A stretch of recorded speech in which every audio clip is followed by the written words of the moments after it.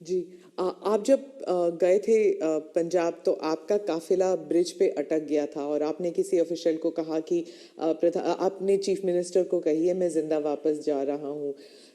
बहुत सारी इन्वेस्टिगेशन भी चल रही है सिक्योरिटी को लेकर, लेकिन उस वक्त आपको कैसे महसूस हुआ था, क्योंकि आप पंजाब से पता नहीं कब से जुड़े हुए हैं।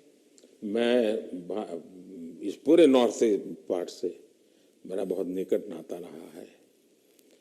मैं पंजाब में बहुत रहा हूँ। मैं पंजाब की मेरा बड़ा नाता रहा है। मैं मेरी पार्टी का काम वहाँ करता था। मैं पंजाब के लोगों की जो वीरता है ना, मैंने देखी है। पंजाब के लोगों के दिल को मैं जानता हूँ। मैं आपको एक उदाहरण बताता हूँ। मैं अपनी पार्टी का काम करता था। उस समय तो ये आतंकवाद बड़ी एकदम हालत बड़ी खराब थी। शाम के बाद कोई निकल नहीं पाता था। और मैं शायद मोगा में था या तरन तारण में था, मुझे याद नहीं है आज। और मुझे अगले स्टेशन पे जाना था, लेकिन कार्यक्रम के कारण देर हो गई। मैं और मेरे ड्राइवर दो ही थे, हम निकले और दुर्भाग्य से हमारी गाड़ी खराब हो गई रास्ते में। हम कोशिश कर रहे थे लेकिन गाड़ी चल नहीं रही थी। तो उस समय एक पुरानी एम्बेसडर मेरे पास थी। धक्के भी लगाए, कोशिश की। तो खेत में 2-3 लोग थे, सरदार थे। वो दौड़ते हुए आए। उन्होंने भी धक्के लगाने में मदद की, लेकिन गाड़ी नहीं चली।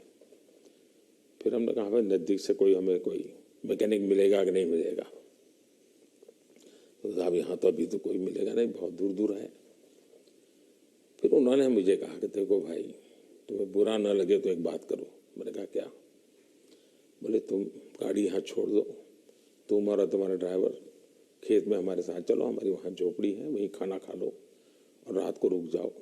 सरदार परिवार, जिस प्रकार से उन्होंने मुझे संभाला, उन्होंने कहा भाई कुछ भी हो तुम सुबह जाना, अब यहीं रुक जाओ। बाद में उनको पता चला मैं तो भाजपा का कार्यकर्ता हूँ। वो कहा ठीक है भाई, तुम भाजपा के हो, कुछ भी हो, तुम आज रात मेरे यहाँ रुको। मैं हैरान हूँ जी। खेत में उन्होंने अपनी जो छोटी सी जगह होती है उसमें रखा, मेरा खान पान की व्यवस्था की।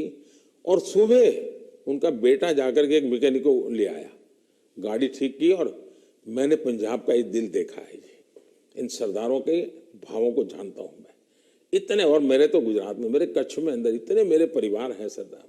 मैंने जब लखपत में गुरुद्वारा का भूकंप में नुकसान हुआ था, मैं वहाँ गया देखने के लिए, मुझे बड़ा दर्द हुआ। तो मैं ऐसे ऐसे कारीगरों को लाया राजस्थान वगैरह बाहर से कि वैसा ही मुझे गुरुद्वारा बना के दो जो गुरु नानक देव जी के जहाँ चरण पड़े थे। बनाया दोबारा।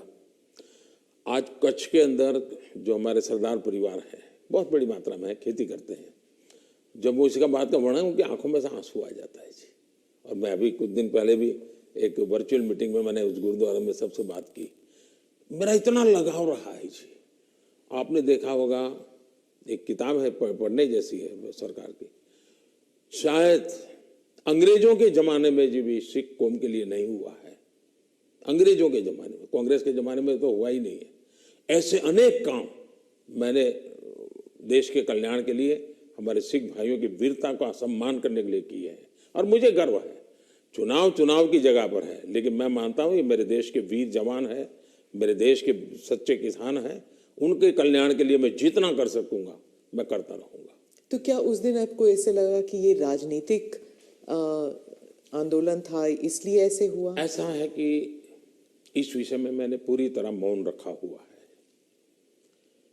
क्योंकि सुप्रीम कोर्ट स्वयं इसको गंभीरतापूर्वक इस बात को देख रही है।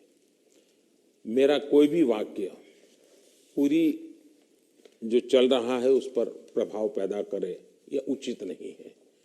जो भी है सुप्रीम कोर्ट के द्वारा जांच कमेटी निकालेगी, जो सत्य होगा देश के सामने आएगा और हमें तब तक इंतजार